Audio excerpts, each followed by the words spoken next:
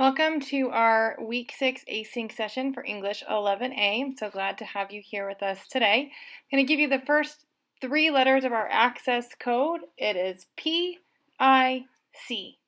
So the first three letters are P-I-C. About the conclusion, we're going to look at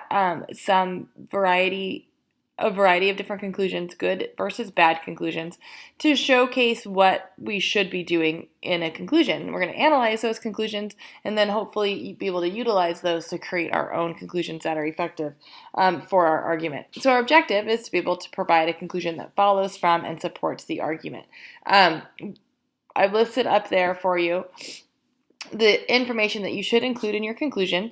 And then, like I mentioned, after we do this part, we'll look at a few conclusions to identify their success.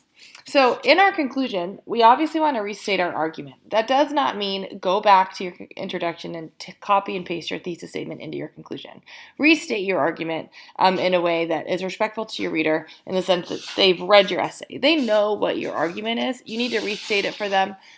Don't just restate it word for word. Reword it, rephrase it, reframe it for your reader so that so they're able to view it again. Review your reasons, like what have you touched on in your essay. You can refute the counterclaim. Some conclusions do this, some don't. If you've just spent a few paragraphs in your essay refuting the counterclaim, you don't necessarily need to include this in here. For shorter essays or essays where you don't have a lot of time to refute the counterclaim, you would include it in your conclusion. You can touch on it again if you would like to, but it's not a requirement. That's why that little negative sign is there next to it. And then the last one is a call to action. What do you expect your reader to do with the information you've provided to them? What are you hoping that they walk away from your essay and do? You obviously have a complaint. You're obviously arguing for a change of some sort. So how can your reader implement that change that you're arguing for? And that would be your call to action. So these are the four things you can implement into the conclusion. The refute the counterclaim obviously not being mandatory, but the remaining three things should be present in the conclusion you write for this particular argumentative essay. All right, I hope you're enjoying all this talk about conclusions. They really are helpful things. All right, your next letter in your access code is K. So remember those first three. The next one is K. So let's take a look at these two conclusions. Remember, we're looking for these conclusions to restate the thesis, review the reasons their thesis is correct, refute the counterclaim, if applicable, and call to action. So remember, the refute the counterclaim only needs to be present if we haven't included it in the body paragraphs. It's optional for your argumentative essay. So let's look at the first one. Social media is destructive and should be banned from all students' lives. Students who use social media don't do well in school. This is unacceptable and should be stopped. Okay, well, obviously the thesis statement is that social media is bad for you and should be banned from your life, right?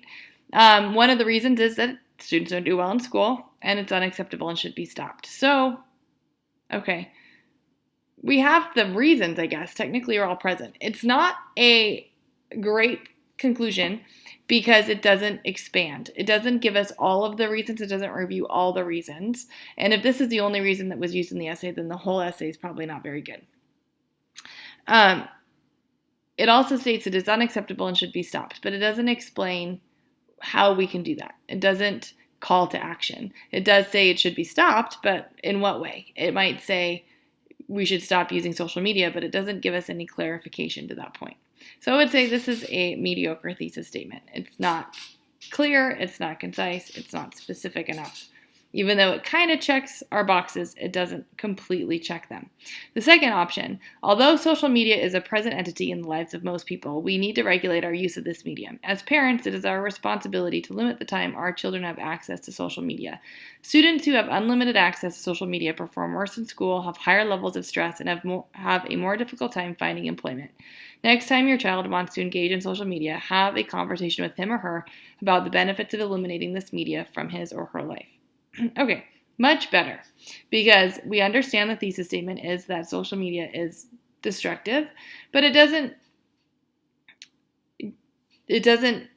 the language isn't quite as harsh, so it's a little bit more relatable.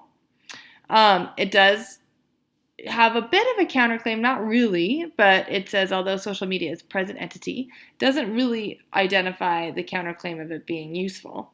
So the counterclaim is fairly non-existent, which is okay, especially for our purposes. But the reasons, it reviews that students who have unlimited access perform worse in school, that they have higher levels of stress, and they have a difficult time finding employment. So it's reviewing the reasons from the essay as to why social media can be destructive. Next, the call to action. Next time your child wants to engage in social media, have a conversation with him or her about the benefits of eliminating this media from his or her life. So it doesn't say you have to cut it out cold turkey. It doesn't pass any judgment, but it does say you should have a conversation about the destructiveness of this media so that students understand why it can be destructive to them. So that's definitely a good call to action at the end there. Let me know if you guys have any questions. You're going to look, the last step in this quiz is to just take a look at a conclusion and identify the elements of a good conclusion and explain why the conclusion is effective. Otherwise, have a pleasant day.